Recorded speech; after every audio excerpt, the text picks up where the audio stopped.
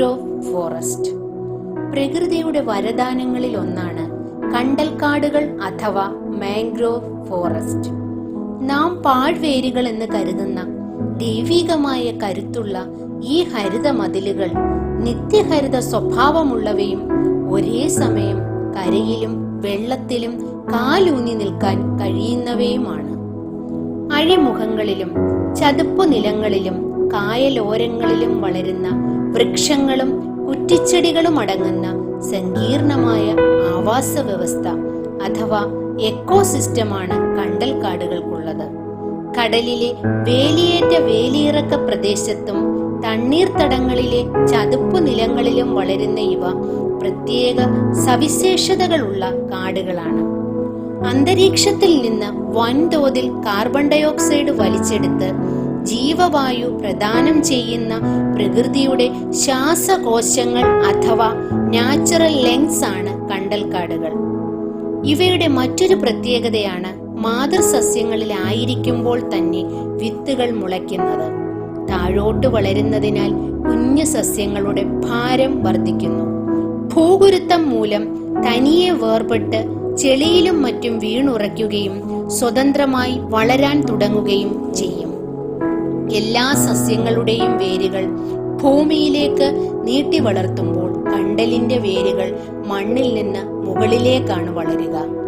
ഓക്സിജന്റെ അളവ് വളരെ കുറഞ്ഞ പ്രദേശങ്ങളിലാണ് കണ്ടലുകൾ വളരുന്നത്. ഇങ്ങനെ വളരുന്ന വേരുകൾക്ക് ഓക്സിജൻ ആഗിരണം ചെയ്യാനുള്ള കഴിവുണ്ട്. അത്തരം വേരുകളിൽ നേർത്ത സുഷിരങ്ങൾ കാണും. അതിനാൽ ഈ വേരുകളെ ശ്വസന വേരുകൾ അഥവാ ബ്രീത്തിംഗ് റൂട്ട്സ് എന്ന് വിളിക്കുന്നു. മലിനജലത്തിൽ നിന്ന് കാഡ്മിയം, മെർക്കുറി, ഈയം അഥവാ ലെഡ് തുടങ്ങിയ വിഷമൂലകങ്ങളെ വലിച്ചെടുത്ത് വെള്ളത്തെ ശുദ്ധീകരിക്കാനുള്ള മാന്ത്രിക വിദ്യയും കണ്ടലുകൾക്കറിയാം. അതുകൊണ്ട് ഇവയെ ആവാസ വ്യവസ്ഥയുടെ വൃക്കകൾ അഥവാ ഹാബിറ്റാറ്റ് കിഡ്നീസ് എന്ന ഓമന പേരിലും അറിയപ്പെടുന്നു. അനേകതരം സസ്യങ്ങളുടെയും മൃഗങ്ങളുടെയും പക്ഷികളുടെയും ആവാസ കേന്ദ്രം കൂടിയാണ് കണ്ടൽക്കാടുകൾ.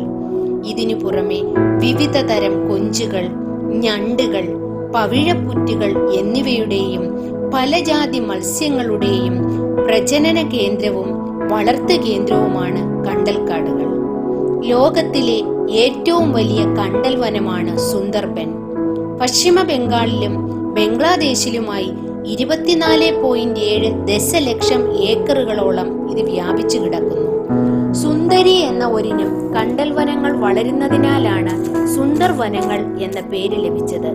ബംഗാൾ കടുവയുടെ സാന്നിധ്യമാണ് ഇവിടുത്തെ മറ്റൊരു സവിശേഷത.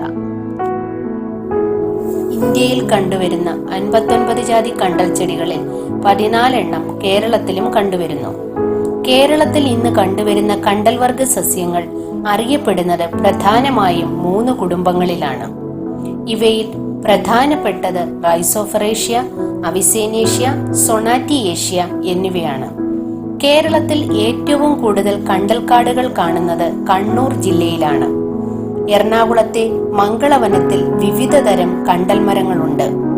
തിരുവനന്തപുരം, കൊല്ലം, ആലപ്പുഴ, മലപ്പുറം, കോട്ടയം, കോഴിക്കോട്, കാസർഗോഡ് തുടങ്ങിയ ജില്ലകളിലും കണ്ടൽക്കാടുകൾ കാണപ്പെടുന്നു. ആർത്തലച്ചു വരുന്ന കടലിൽ നിന്നും, കലി തുള്ളിയടിക്കുന്ന കൊടുങ്കാറ്റിൽ നിന്നും, പ്രളയക്കെടുതിയിൽ നിന്നും, കരയിടിച്ചിലിൽ നിന്നും നാം ജീവിക്കുന്ന കരയെ കാക്കുന്ന രക്ഷകരാണ് കണ്ടൽക്കാടുകൾ.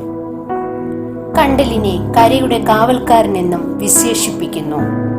സുനാമികളെ പോലും പ്രതിരോധിക്കാൻ കഴിയുന്ന, ചുഴലിക്കാറ്റിന്റെ പോലും ശക്തി കുറയ്ക്കാൻ കഴിയുന്ന ഈ നൈസർഗിക സസ്യജാലങ്ങൾ മനുഷ്യന്റെ ഇടപെടലുകളിലൂടെ നിരന്തരം നശിച്ചുകൊണ്ടിരിക്കുകയാണ്. കേരളത്തിൽ 700 ചതുരശ്ര കിലോമീറ്ററിൽ കണ്ടലുകൾ ഉണ്ടായിരുന്നത് ഇന്ന് വെറും 17 ചതുരശ്ര കിലോമീറ്ററായി കുറഞ്ഞിരിക്കുന്നു.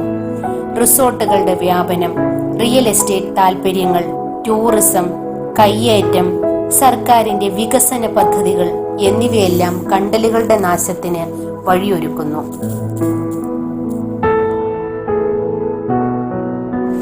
ജൂലൈ 26 അന്താരാഷ്ട്ര കണ്ടൽ ആവാസ വ്യവസ്ഥ സംരക്ഷണ ദിനമായി ആചരിച്ചു വരുന്നു.